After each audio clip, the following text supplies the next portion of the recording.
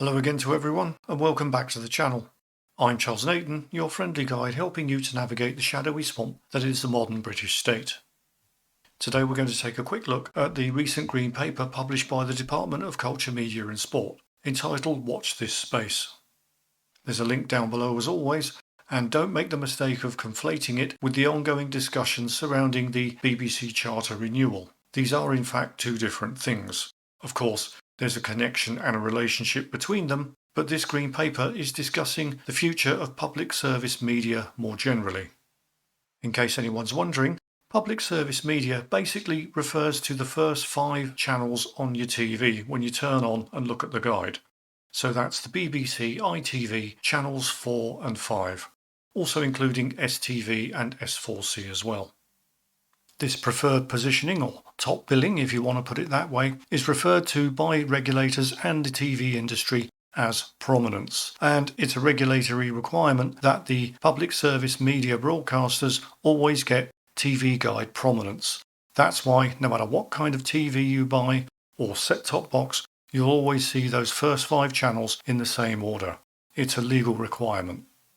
It doesn't take a genius to figure out that video hosting sites like YouTube, or streaming giants like Netflix and Amazon, or social media sites are under no such legal obligation, which is why you never see BBC or ITV figuring prominently when you switch on YouTube or any of the others. There are 2 main problems that are concerning the government at the moment, and they are sort of connected.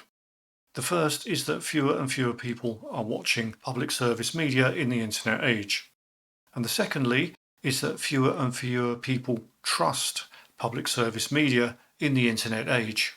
And this green paper is their attempt to try to rectify this problem as they see it. Now, I've already mentioned the concept of prominence, and it does figure prominently, pardon the pun, in the upcoming green paper. And it's getting some people and advocates of free speech, like the Free Speech Union, quite worked up. Now, full disclosure here, as the Americans say, I have recently become a paid-up member of the Free Speech Union, and I can't advocate for them strongly enough. I think they do a marvellous job at a time when free speech is definitely under threat, particularly here in the United Kingdom. Having said all that, when it comes to the issue of proposed public service media prominence, I think they're making a bit of a mountain out of a molehill, and it's certainly not a molehill I would want to die on. It seems that in the world of the government, one of the major problems of people not getting good quality news and not trusting their particular preferred news is that people simply aren't seeing it. They think that if they put the BBC in front of more eyeballs, particularly here in the United Kingdom, that people will learn to love it and trust it once again. My personal view is we should let them get on with it.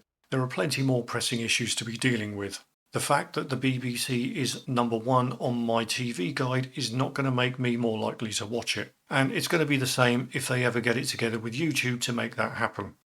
Even if I switch on YouTube and the first thing I see is a BBC article about something or other, I'm still not going to watch it. I'm going to do exactly the same thing that I did with my TV and scroll past it because I don't trust it. Trust in the BBC particularly, and mainstream media more generally, has collapsed, not because people can't find it, quite the contrary. It's on everybody's smartphone in every pocket now if they want it. The fact remains that people don't trust the mainstream media because information has been democratized, and suddenly they can see that, despite their protestations to the contrary, mainstream media has a particular agenda. And it's an agenda that's shifting away from the worldview of more and more people, here in Europe and the United States and further across the world.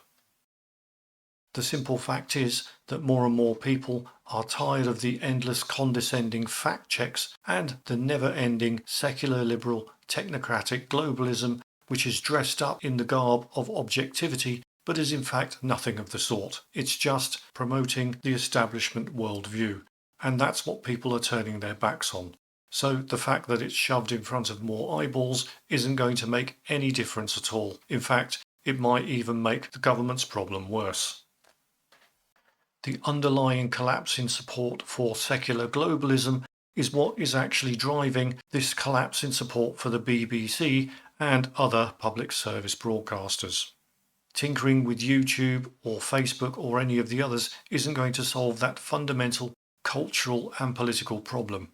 And it just shows how narrow-minded and short-sighted the establishment is if it really believes that's what's going to happen. So despite the lurid headlines we might see, prominence itself is not going to be a major issue in my opinion. That doesn't mean that the blob won't try to sneak something unpleasant into the legislation when it eventually arrives, and that's something we'll have to watch out for when the time comes. But simply making sure that you see the BBC first isn't going to make people watch it even more. If that was the case, then people would be watching it more on TV and they're watching it less. Finally, if you're a free speech advocate, as I am, please feel free to comment down below, whether you agree or disagree or any other issues you'd like to raise up. It helps to keep the channel growing and it helps to keep these important messages getting out there, because always remember, our ignorance is their power. Take care, and I'll see you all again soon. Bye for now.